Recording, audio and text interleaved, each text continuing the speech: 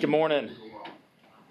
I hope everybody's doing well. I want to first take a moment to recognize the passing of Myra Williams, who's been certainly a staple for a long, long time at the Cobb Resource Center. Her service, her relationships, her pulse of the community, very active, whether that be at town halls or city council meetings, or just day to day at Cobb Center. She was certainly important. I've had a few phone calls with some of the Cobb Center regulars that are there using the center, and certainly they were sad. I've talked to Rosa Johnson, who's one of the seniors that's there every day that there's services there, and talked to her on election day actually for a while, and it was certainly an emotional moment for her when the news that we were losing Myra. So certainly on behalf of the city, I want to extend our deepest condolences to her family, friends, her former coworkers, and all of the lives that she touched, especially at Cobb Center. The Workforce Summit, certainly a big day for us today. It starts at 2. I guess the programming starts at 2:30. Obviously, media is welcome. Public, it's open on Hagler Mason, can attend. Also, it'll be streaming live, so if anybody who can't make it can watch it there. But I really think priority one for these next 4 years of this administration is building this workforce that we have. Just in ST and Birdon alone, we have 3,500 jobs to fill in a 55,000 person city. Now, of course, it's a regional issue, and that's what you'll see with we have about 53 RSVPs across all sorts of universities. We've got secondary higher education, workforce development, business leaders. We're welcoming many people from Career Source Florida, and Secretary Kelly from Florida Commerce will be here in attendance and participate as well. So we have folks from around the region, around the state, to talk about this very important conversation. And I feel, number one, this is lessons learned from 10 years ago of job opportunity is one thing, intentionality about filling these jobs is another. And I think we also have the great fortune of the priority nationally around the state and around the community that this particular industry, this particular type of manufacturing is a high priority at every level of government. So we're kind of striking at the right time. I think these are the right type of jobs where the priority is there. As a matter of fact, you guys may have seen or reported that the Department of Labor awarded $40 million for shipbuilding workforce training to the state of Florida. So I imagine that's going to be something that'll be discussed. To set perspective, this is a 90-minute meeting. We certainly want to be respectful of everybody's time. We could probably talk all day, especially with that many people. But we certainly want to leave the room with actionable steps. I expect that there will be things like working groups. Maybe it's a kind of an academic working group and an economic development or a private company working group moving forward. So there'll certainly be more things to happen after these 90 minutes. But we want to give our Pensacolians the best chance possible to get these 3,500 jobs. So we are trying to be hyper focused. What are those 2 or 3 next key steps? And I'm excited to listen and learn more about what a great opportunity that we have. So and thank you to Steve and Anna Kate in the Economic Development Office. Obviously, I don't want to talk in too much hyperbole, but I would imagine this is as large, robust a collection of economic development professionals, experts from around the state that's been in one room for one day in Pensacola in a long, long time. I don't know that I've ever seen it or it's in recent memory. So we're very appreciative of all those partners being here, taking this seriously, and showing our citizens that this is a very important opportunity for the city of Pensacola. I want to thank Pete Thorpe from EPA for being here last night to speak to the ACW project and speak with residents. We had a community event over there last night. He did share, so part one of the cleanup will commence in December. Obviously, I know there was some previous discussion about it happening a few months earlier, but that's consisting of mainly residential soil remediation around the main ACW site. There's, as a reminder, we were able fortunately, to make up about that $9 million delta of phase one for it to be fully funded, thanks to EPA and a couple trips to Washington, D.C. that we were very happy to get that news. And also, Pete confirmed some news that we were kind of waiting for EPA to announce yesterday, which was we felt very confident in our conversations with EPA that we would be getting not only the delta made up for phase one, but that we'd get a significant portion of the funding for phase two. Pete announced last night that phase two is estimated at $68 million, that DEP and EPA have agreed to a cost share contract of $48.4 million, which will fund remediation activities on the main site, including barrier wall, cap insulation, and thermal extraction. So we're very, very pleased with that news. Not only the $9 million for phase one, 9-ish million, but this 48.4 of the 68 for phase two is a huge, huge step for us. So within the last 12 months, we're over $50 million of additional funding that wasn't there, thanks to DEP and EPA. We'll obviously work to secure the remaining funds to complete part two, but that's the ball in front of us right now is getting phase one up and going, getting those yards, all the work happening with the soil remediation in the residential yards around. And as of EPA's timeline, that'll be December. And I do give a caveat, a reminder, this is a fully operated, procured, funded project through the federal government. So the city has no operational role whatsoever in the day-to-day functioning timeline, any of that. Ultimately, our role is as a participatory third party to help them any way that we can to make this happen, including going to find those grant funds, or there's additional dollars. So more to come, and anytime we get an update, we'll be happy to share it with you. Hollice T. Williams Stormwater Park, the notice of intent was distributed last week to award the Stormwater Park bid to Talcon Group, LLC. We were fortunate to be able to fund the base bid and all bid alternates, which includes stormwater capture units, athletic court enhancements, additional decorative amenities, and second year of post-installation landscape maintenance. Certainly want to thank Adrian, Brad, our public works team, our procurement team. When this came in initially and we'd gone back out to bid, had to rebid this, there was like 16 alternates, something like that really drove the cost up, and we actually had a delta of the funds available versus the project getting done. This is one of those times where we worked hard, spent more time and effort, got creative to make sure that we could try to get it within budget, and we were successful in doing that. So a huge props to our team for allowing that to happen and us not having to cut significant portions out of the project because of some of the uncertainty caused by lots of alternates. So this project, of course, as a reminder, you guys have reported this, would not be possible without the grant support provided by HUD through CDBG DR funding and FDEP through NERDA funding. So the award of bid and grant agreement will be on the September 10th council agenda, and construction activities will commence by the end of the calendar year. So excited to get that project going, and another shout out to the community as well. Again, I believe it was 31 or 32 community meetings that took place at Hollice T. Williams to get us to where we were and to get us to bid. All of what we learned from our community was in that RFP that just got awarded. And so we're excited for the community and excited to finally get that project going. Last two things, emergency management coordinator coming on board. We have a new emergency management coordinator, is Toma Castle. She starts next week. She is a U.S. Navy veteran who joins us from Escambia County Emergency Management, where she helps strengthen interagency partnerships, develop training, exercises, and emergency plans. She also played key roles in emergency activations and large-scale events. So we got, hopefully she doesn't have anything too exciting to do in September, around here, and that she gets to have a nice ease into her new role, but we're certainly excited to have her. And lastly, this Saturday is Mayor's Cleanup Weekend. This is the neighborhood generally north of Summit Boulevard and east of Spanish Trail. So make sure you have everything at the curb by 7 a.m.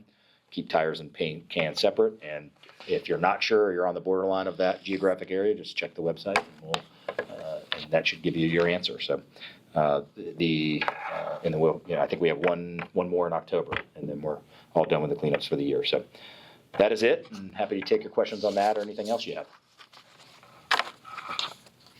Mayor, I wanted to ask, excuse me, about the childcare that's now available at the Alice Williams Center. I know the ribbon cutting happened not too long ago with this official opening. Can you just talk about this project, what it means to see it finally come through? Yeah, I mean, it's a long time coming for, one, the preservation of that building. That's been in discussion for years and years, well before my time here, and thanks to Councilman Broughton and Councilman Wiggins. And that's our first tangible step in being able to address something that we know is a need, and I continue to feel this way.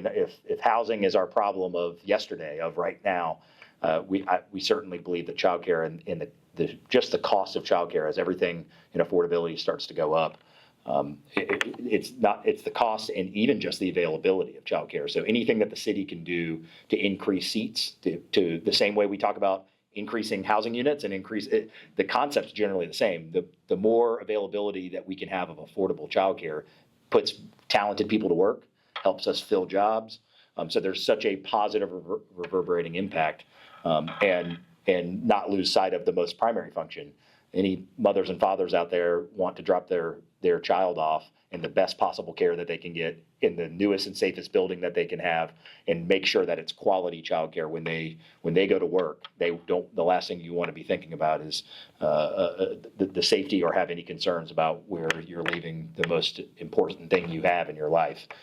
So we'll continue those efforts, and I think efforts are going to be similar in the sense that the city of Pensacola can leverage opportunities, whether it be property, whether it be buildings. The city itself is not getting into the childcare business, but here's a prime example of let's help people do what they do best. Let's help Community Action, who knows how to do this, and let's make it pencil. Let's make it happen by giving them an affordable place to be able to offer that childcare. So it's a concept that we want to continue to push forward in the years to come, and continue to grow access to affordable childcare. And I know this facility falls under your childcare access initiative. Are there any other examples that maybe you could point to of things you all have done since this initiative came about? A lot of our conversation right now is around kind of replicating this specific model of assets that we have, and what we're both existing and some things converging. For example, we have property acquisition funding in the Brownsville Commercial Revitalization Grant Program, $5 million. So that can be vacant property, environmentally distressed property that can be cleaned up. So you can actually be killing multiple birds with one stone. So that's where we're looking now, is, again, really right-sizing what our role is. I think our role, the same way that there's no such thing as affordable housing without a subsidy, because if the private market can't do it on its own. I feel that childcare quality childcare at scale is in the same place. Some people can do it, and maybe it's not affordable, or they can't find the right building, or you can't get the bank loan. You want to open a childcare center, but you can't get the bank loan or you're worried about affording the rent. That's where I think the subsidy steps in to say, hey, we prioritize this. So I think a lot of our activity right now is going to be kind of property based. That's how we fill the gap, the same way we did at Alice Williams. We were able to do that pretty quickly because we were already in that mode of renovation. But I think that's really going to be the principal function that we're going to look at now, is what available assets do we have, buildings or otherwise, that we can throw into the mix that helps increase affordability. Mayor, is there any kind of deadline or not deadline, but a schedule for a grand opening ribbon cutting on the third hangar? Yes, I think we're talking about January. I think that is, and I know they're getting close to done, but I think they're working through schedules. I just got that update last week. So, but we're close enough to be scheduling one. That's what I can tell you. It's pretty close to being finished. Yeah. Well, when you have 1 million schedules to balance, I can't. I'll have to get you an update. They may have their CO well before that. That's the most important question, is when they start having those jobs filled and getting planes in there. We can get you that update. But my impression, without the date in front of me, is they're extremely close to the building being done. And I don't think that January is the first day it's going to be open. There might be some activity there prior. Okay. Yep. Is there any movement? Earlier this summer there was this mystery poll about CEMEX yes. at the port. Is there any movement? Y'all having any discussions with them about their lease? Or? No. So. And and the timing of that, you'd have to defer to the people who conducted it, but the timing of that, there's no pattern we understand. It wasn't that we had a conversation that Right. maybe they didn't like, or that I'm aware of. I mean, I have not had any direct conversations with them personally in quite a while. We've been pretty focused on other things happening around the port. So no, I haven't seen the result. I'll be curious to see it. Maybe I'll read them on your blog. I don't know, but I'll be curious to see what the results are and all that. But yeah, that's as much as we know about it. Yeah. Here, I'm back to schedules again. Yeah. A month or so ago, you said the Dawson companies had begun pulling permits for the lot project over there.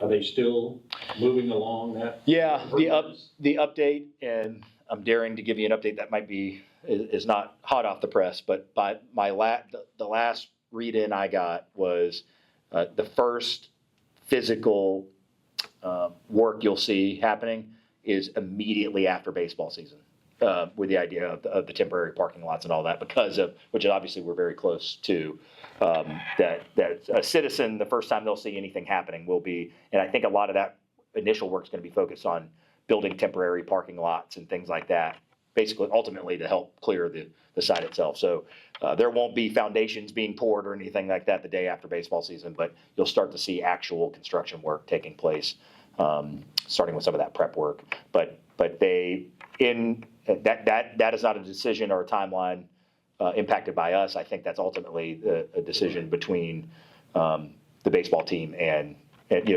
trying to work harmoniously between the baseball team and the construction happening. I'm sorry. Yeah, go ahead. Provoked another thought.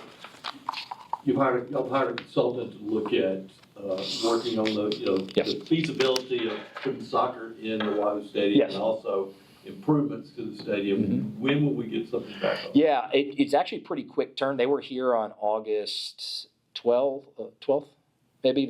We got them in pretty quick. They did an on-site visit. Labella is the company, Labella, Labella. They've done many of these full new constructions and retrofits for this exact purpose. I believe, I'm going off memory of what their proposal is maybe about an 8-week timeline in total. So it's already been a couple weeks. So I would think it's going to be right. Yeah, pretty quick. Again, it's just a general feasibility. There'll be some renderings of kind of what it might look like. Obviously, this is very early, and there might be a rough cost estimate. But the light bulb moment for us was just go look at the construction prices of new facilities. And I think we've got a higher priority from a massive overhaul cost standpoint right now that you guys are well aware of, which is the Bay Center. And so kind of knowing that if we are going to do something like that, that it would be short-sighted or probably not very logical of us to assume that there's going to be a lot of bed tax dollars available to do something like that. So I think the light bulb moment for us is we can solve a problem of a 16-year-old aging stadium that already is going to need some TLC. We can solve a problem of not having to reinvent the wheel with a $50, $60, $70 million potential soccer stadium and get it done for much less.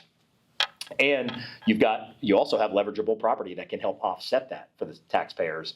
Whether you're in Major League Baseball, if you've been to a Braves game lately, or even at the minor league level, this new model now is this mixed use, and they have been very successful of figuring out how to create a district, create an experience, not just do something with a stadium. So maybe CMPA was ahead of its time. That wasn't as popular back in, to say, hey, not only have the stadium itself, but have property around it. So for better or worse, there's still property around it. And I think there could be some opportunity. And the way I would be looking at that is if this is feasible, if it's something that makes sense, is instead of just saying, let's have the CRA bond or propose that the CRA bond dollars is, you got leverageable property over that any type of development, ground rent, property tax that could be generated there could offset a much more palatable number than what a full-blown new stadium would cost. And trying to find a site plus leverageable property around it, city controls the property, city controls the stadium, already needs some love. We just felt like there was just a lot of synergy there to make this make a lot more sense financially and be smarter financially than going to try to address a second stadium. So I'm looking forward to getting those results, at least kind of seeing what it might look like, and then kind of roll that out and listen to the community. Is this something that, we feel like can bring some value and is important, then we'll do it. And if we feel like it isn't, then we'll pivot and do something else. Mayor, back to your workforce summit. Yeah. What are the expectations here in terms of the tangible deliverables? Yeah. What are you looking for? How will you know if this has been a good investment? Yeah, certainly we will. A 3,500 employee issue won't be solved in 90 minutes, as I said earlier. But what my expectation is it takes critical mass of getting everybody in the same room at the same time. And for example, we may have a conversation as I look at the city as a facilitator of this. It is not. Rick and I talked about this. That this is not the city's job to carry private companies plus education institutions but we're using step one, which is the power to convene.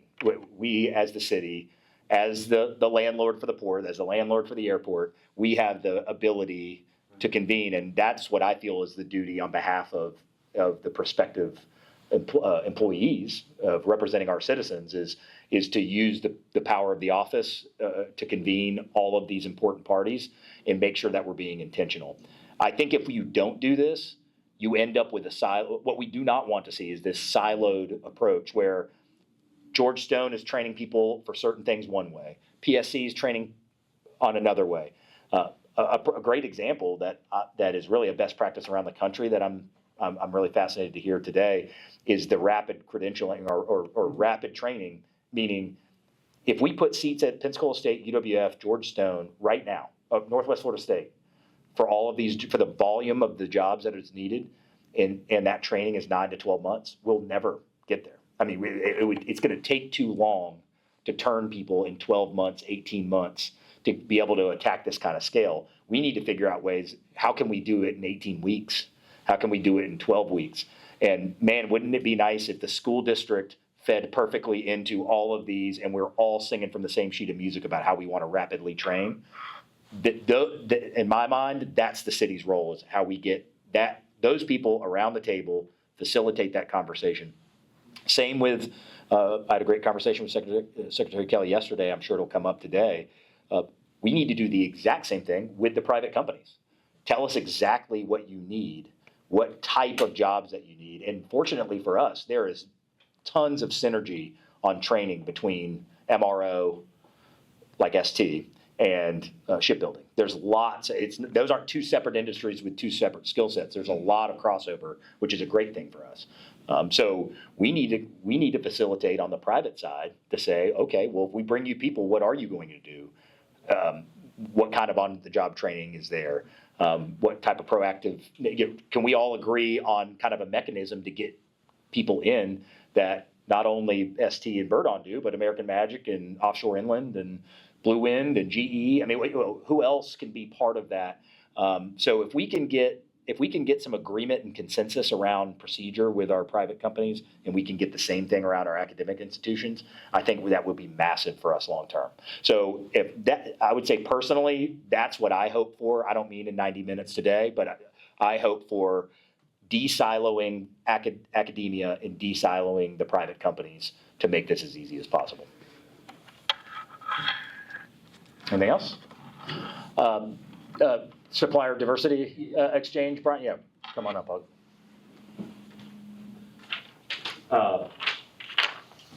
Brian, thanks. The August 27th is the supplier development exchange. Our team, I know, is very active there. We'll have our administrators there, procurement, everybody else. It's 2 p.m. at Sanders Beach. And yeah, August 27th. It's free to attend. And bring your business cards and information for agency and business owners. Thank you, Brian, for putting that on, and thank you to our city staff that gets really involved in that. It's always a great event, and you can see people learning a lot about how the city operates, how the county operates, and everybody else. So these are great opportunities to interact and do business with the city. So that is it. Yeah, go ahead, Jim. One more thing, Yeah. Mayor. Detective Colombo always reminds me. Uh-huh. What is the expected start date on the multi-use trail on Bayfront Parkway? Do we have an exact date on that? We'd have to get back to you on that. Yeah, I don't believe construction will happen this year, for This sure. year. Yeah, it will not happen this year. Construction would be in '27 for sure. So they're not starting to tear up Bayfront Parkway next week or anything like that. But it's obviously an FDOT project. Let us get you some exact dates on that. But we have had some great meetings with looking at landscaping, community meeting. We just had most recently was a community meeting on kind of how it would look and what, balancing, being able to see the water and having shade on the trail. Those types of conversations are what we're having right now. But certainly, I think that's going to be big for us. That connectivity will be very, very much needed and used. It's something we've talked about since just growing up here. We've talked about, man, how do we have one of these kind of paths that you can interact with, that you can feel safe with your kid in a stroller along that. I don't know that you could say that right now. So we're really excited for that. And I think that could be an awesome amenity for our residents. All right. Thank you, guys. Appreciate it.